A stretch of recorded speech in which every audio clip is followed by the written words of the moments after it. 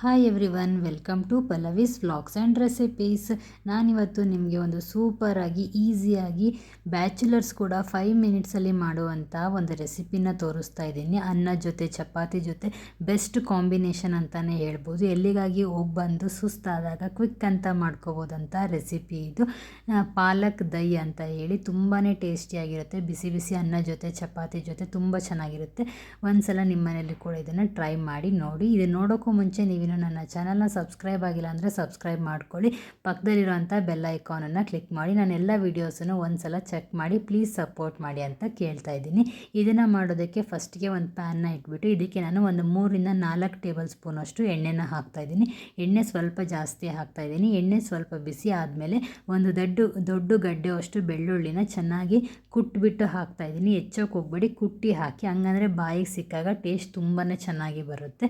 ಆಮೇಲೆ ಒಂದು 1/4 ಟೇಬಲ್ ಸ್ಪೂನಷ್ಟು ಸಾಸಿವೆ, ಒಂದು 1/4 ಟೇಬಲ್ ಸ್ಪೂನಷ್ಟು ಜೀರಿಗೆ, ಒಂದು ಸ್ವಲ್ಪ ಕರಿಬೇವಿನ ಸೊಪ್ಪು ಮತ್ತು ದೊಡ್ಡ ಈರುಳ್ಳಿನ ಚಿಕ್ಕದಾಗಿ ಕಟ್ ಮಾಡಿ ಹಾಕ್ಕೊಂಡಿದ್ದೀನಿ, ಅದನ್ನು ಹಾಕ್ಕೊತಾ ಇದ್ದೀನಿ.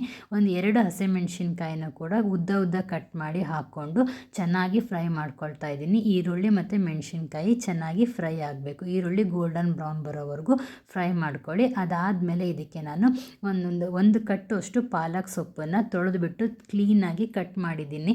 ಫುಲ್ ಎಷ್ಟು ಸಾಧ್ಯನೋ ಅಷ್ಟು ಚಿಕ್ಕದಾಗಿ ಕಟ್ ಮಾಡಿ, ಪೂರ ಉದ್ದ ಕಟ್ ಮಾಡಬೇಡಿ, ತಿನ್ನೋಕೆ ಸರಿ ಅನಿಸಲ್ಲ. ಚಿಕ್ಕದಾಗಿ ಕಟ್ ಮಾಡಿಬಿಟ್ಟು ಪಾಲಕ್ ಸೊಪ್ಪನ್ನ ಇದಕ್ಕೆ ಹಾಕ್ಕೊಂಡು ಚೆನ್ನಾಗಿ ಫ್ರೈ ಮಾಡಬೇಕು.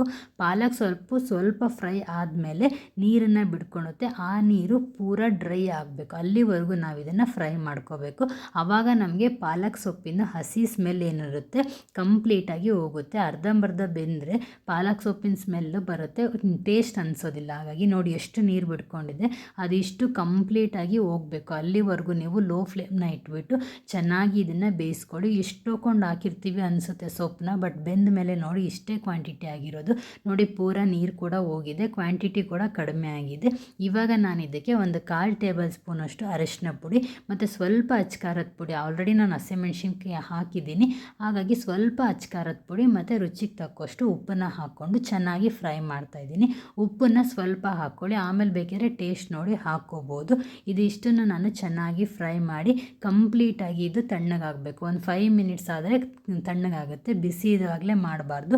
ಇದನ್ನು ಇಷ್ಟಾದಮೇಲೆ ಗ್ಯಾಸ್ ಆಫ್ ಮಾಡಿ ಕಂಪ್ಲೀಟಾಗಿ ತಣ್ಣಗಾಗೋಕ್ಕೆ ಬಿಡಿ. ಇವಾಗ ನಾನು ಏನು ಮಾಡ್ತಿದ್ದೀನಿ ಅಂದರೆ ಮೊಸರನ್ನ ತೊಗೊಂಡ್ಬಿಟ್ಟು ಮಜ್ಜಿಗೆಗೆ ಯಾವ ಥರ ವಿಸ್ಕ್ ಮಾಡ್ತೀವಿ ನೋಡಿ, ಆ ಥರ ಮೊಸರನ್ನ ಚೆನ್ನಾಗಿ ನಾವು ಇದನ್ನು ವಿಸ್ಕ್ ಮಾಡ್ಕೋಬೇಕು. ಒಂದು ಸ್ವಲ್ಪ ನೀರು ಹಾಕ್ಕೊಳ್ಳಿ. ತೀರ ದಪ್ಪ ಮೊಸರಾದರೆ ನಮಗೆ ಅನ್ನ ಜೊತೆ ಚೆನ್ನಾಗಿ ಅನ್ಸಲ್ಲ. ನೀವು ಚಪಾತಿಗೆ ಅಂದರೆ ಗಟ್ಟಿ ಮೊಸರನ್ನೇ ಮಾಡಿ, ಇಲ್ಲ ಅನ್ನಕ್ಕೆ ಅಂದರೆ ಸ್ವಲ್ಪ ನೀರು ಹಾಕಿ ಈ ಥರ ವಿಸ್ಕ್ ಮಾಡಿ, ನಾನೇನು ರೆಡಿ ಮಾಡಿ ಇಟ್ಟಿರ್ತೀನಲ್ವ ಮಸಾಲೆನ, ಇದಕ್ಕೆ ನಾನು ಮೊಸರನ್ನ ಕಟ್ಟಿದಿರೋ ಅಂಥ ಮೊಸರನ್ನ ಹಾಕಿಬಿಟ್ಟು ಚೆನ್ನಾಗಿ ಮಿಕ್ಸ್ ಮಾಡಬೇಕು. ಮಿಕ್ಸ್ ಮಾಡಿದ ಮೇಲೆ ನೀವು ಟೇಸ್ಟ್ನ ನೋಡಿ, ಉಪ್ಪು ಕಡಿಮೆ ಅನಿಸಿದರೆ ಈ ಟೈಮಲ್ಲಿ ಉಪ್ಪನ್ನು ಹಾಕ್ಕೋಬೋದು. ಉಪ್ಪನ್ನ ಹಾಕ್ಕೊಂಡ್ರೆ ಸೂಪರ್ ಆಗಿರುವಂಥ ಪಾಲಕ್ ದಹಿ ರೆಡಿ ಆಗುತ್ತೆ.